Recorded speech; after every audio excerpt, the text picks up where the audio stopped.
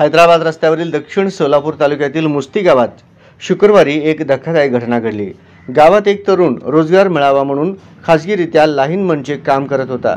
दुपारी तो घरात जेवत बसला होता। तितक्याच महावितरणचा अधिकृत वायरमन त्याच्या घरी आला। डीपी दुरुस्त करायला जायचे आहे, माझ्यासोबत चल असे त्याने म्हटल्यानंतर तो जेवण सोडून ताडकन निघाला। दोघेही डीपीकडे गेले।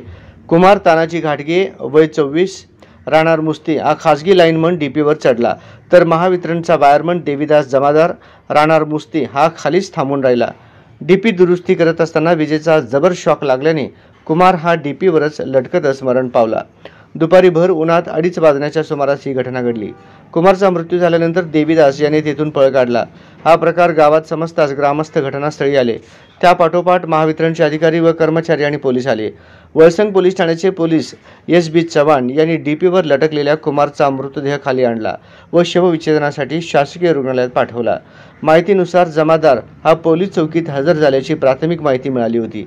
त्याच्यावर आता कोणती कारवाई होणार याकडे लक्ष